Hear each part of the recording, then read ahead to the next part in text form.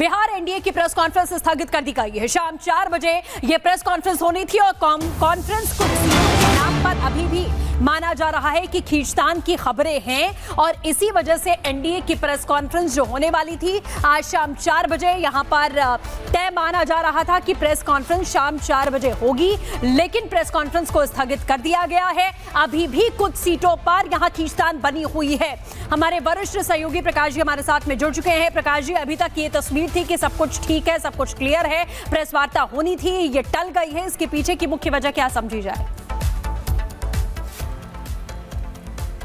देखिए, last minute डिलिबरेशंस चल रहा है। अभी भी कुछ सीटों पर तालमेल अभी भी बचा हुआ था, उसको लेकर माथापच्ची चल रहा है, क्योंकि अब इस्तीफों का दौर शुरू हो चुका है दनादन, और खासकर जेडीयू से कई ऐसे नेता हैं जो इस्तीफा दे रहे हैं लगातार, और उनको हो सकता है ये पता चल गया होगा कि फलाना सीट गठबंधन को चला गया। जैसे चिराग पासवान के खाते में काफी संख्या में सीटें गई हैं, 29 सीट चिराग पासवान ने बार्गेन किया है, तो उसका सीधा असर जेडीयू पे पड़ा है और कुछ सीटें उपेंद्र कुशवाहा और जीतन राम मांझी के पक्ष में गया है। तो इसमें जो सीटें उनके खाते में गई हैं, वहां के जो जेडीयू या भाजपा के जो उम्मीदवार होते थे वो इस्तीफा दे रहे हैं, तो इससे खासा असर पड़ सकता है। और तीसरी पार्टी जो है जन सुराज, उसमें भी ज्वाइनिंग हो रही है। तो ये डैमेज कंट्रोल एक्सरसाइज में अभी भी लगे हुए हैं बीजेपी और जेडीयू के नेता। अब देखना है कि कब ये प्रेस कॉन्फ्रेंस करते हैं। फिलहाल 4 बजे की प्रेस कॉन्फ्रेंस को टाल दिया गया है। बिल्कुल प्रकाश जी, बहुत शुक्रिया हमारे साथ जुड़ने के लिए, इन तमाम अपडेट्स के लिए। तो आपने सुना कि किस तरीके से खींचतान की स्थिति अभी एनडीए में बरकरार दिख रही है। तो बिहार चुनाव को लेकर एनडीए ने सीट बंटवारे पर फंसा पेच ऐसा माना जा रहा है कि सुलझा लिया है। प्रत्याशियों के नाम का ऐलान अभी बाकी है, लेकिन उससे पहले जिस तरीके की तस्वीरें सामने आ रही हैं उसे सुलझाने में अब एनडीए जुटा हुआ है। देखिए इस रिपोर्ट के जरिए।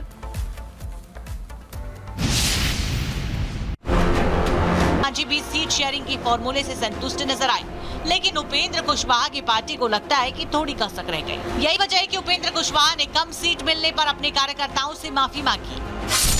प्रिय मित्रों, साथियों, आप सभी से क्षमा चाहता हूँ।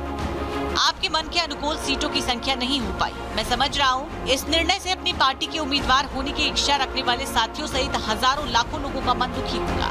आज कई घरों में खाना नहीं बना होगा, परंतु आप सभी मेरी पार्टी की व्यवस्था और सीमा को बखूबी समझ रहे होंगे। उपेंद्र कुशवाहा, अध्यक्ष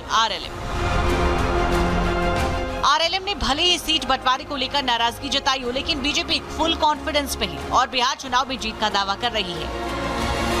इस बार बिहार में भी सरकार जरूर बनेगी, कहे कि पूरे देश की जनता का विश्वास हमारे देश के यशस्वी प्रधानमंत्री नरेंद्र मोदी जी पर है। सबके विकास के लिए काम किया है, उस पर पूरे देश की जनता का विश्वास है और बिहार की जनता भी बिहार में विकास चाहती है, इसलिए जरूर एनडीए को वहां पर जिताएगी। वहीं बीजेपी की सीईसी बैठक से पहले ही सीट बंटवारे की घोषणा कर दी गई। पिछले चुनावों में बड़े भाई की भूमिका निभाने वाले जेडीयू इस बार जुड़वा भाई के किरदार में नजर आएंगे, जबकि चिराग पासवान बड़ा हिस्सा पाने में कामयाब रहे। बिहार चुनाव में बीजेपी 101 सीटों पर चुनाव लड़ेगी, जबकि जेडीयू भी इस बार 101 प्रत्याशियों को मैदान में उतारेगी। वहीं चिराग पासवान के 29 प्रत्याशी मैदान में होंगे, जबकि जीतन राम मांझी और उपेंद्र कुशवाहा की पार्टी को 6-6 सीट मिली है। इस विजय अभियान का श्री गणेश हो गया, रणभेरी बज गई है और ये शानदार आगाज है। पांचों दलों की ये बैठकें लगातार हो रही थी और अब तो सीट शेयरिंग का ऐलान भी हो गया। पूरे दमखम के साथ मिलकर लड़ेंगे और एक बड़ी जीत दर्ज करेंगे। एनडीए गठबंधन जो है वो एक ऐसा गठबंधन है जो विपरीत परिस्थिति में भी बहुत खूबसूरती से सभी घटक दल की अपनी बातों को सुनते हुए, महत्वाकांक्षा को सुनते हुए, बहुत ही कोऑर्डिनेटेड और डिग्निफाइड मैनर में सीट शेयरिंग हमेशा से करते हुए आए हैं और कर लेते हैं। तो हमारा था कि सम्मानजनक सीटें होनी चाहिए। हमारे राष्ट्रीय अध्यक्ष जी खुश हैं कि सीट नेगोशिएशन हुआ और लोक जनशक्ति पार्टी की बातों को सुना गया, उनको सम्मानता पूर्वक सीट्स उनको मिली हैं।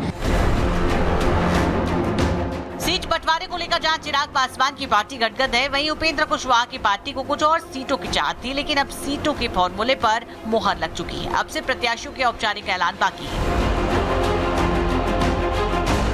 Bureau report, Republic Bharat.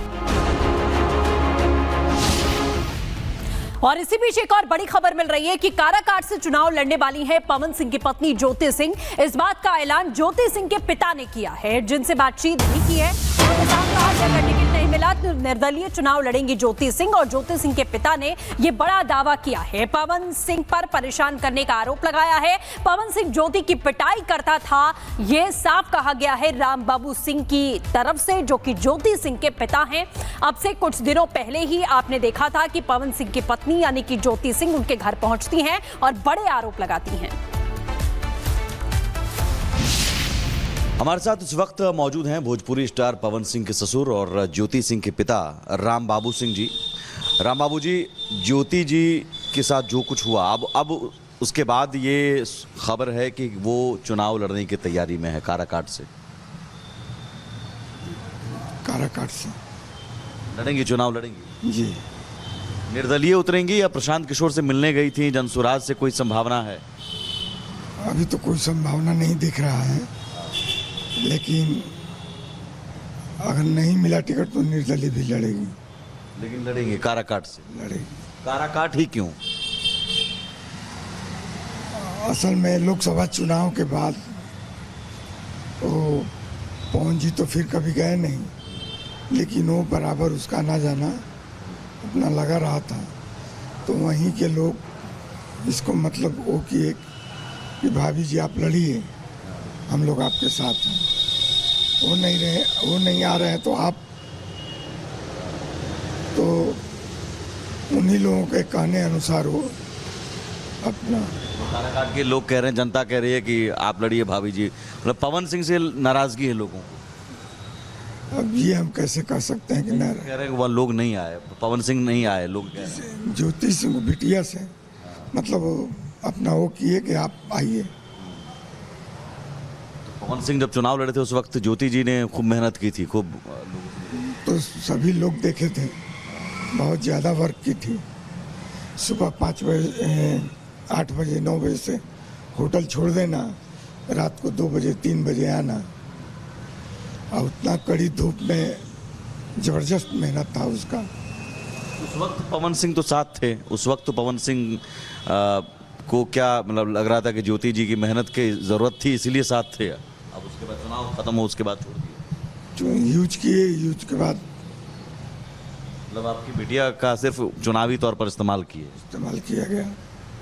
लेकिन पवन सिंह कह रहे हैं कि मेरे ससुर जी बेटी के लिए टिकट मांग रहे हैं, बोल रहे हैं विधायक बना दो, जो मेरे हाथ में नहीं है।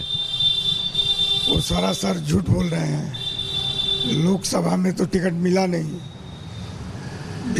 तो कहाँ जब अपना टिकट वो खुद, जबकि स्टार प्रचारक रहे हैं, जब अपना खुद टिकट वो खुद नहीं ले पा रहे हैं, वो टिकट दिलवा देंगे, कोई दे देगा। मतलब ज्योति जी ने कभी पवन सिंह से नहीं कहा कि हमें विधायक बना दो या टिकट दिलवा दो, ऐसा कभी? कुछ नहीं।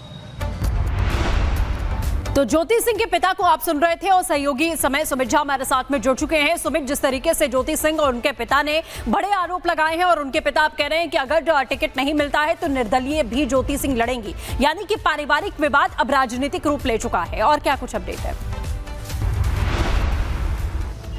बिल्कुल, और देखिए काराकाट की अब चुनावी लड़ाई जो है बड़ी दिलचस्प होती जा रही है, क्योंकि अब खुलकर ऐलान हो गया है कि ज्योति सिंह चुनाव लड़ेंगी। टिकटों की बात चल रही है आरजेडी से या जनसुराज से, और ज्योति सिंह चुनाव लड़ने की तैयारी कर रही है, नामांकन के लिए डॉक्यूमेंट। और हमारे साथ अभी भी हैं, चुनाव लड़ने की तैयारी सर पूरी हो गई है? आपसे अभी बात हुई थी, चुनाव लड़ने की पूरी तैयारी हो गई है?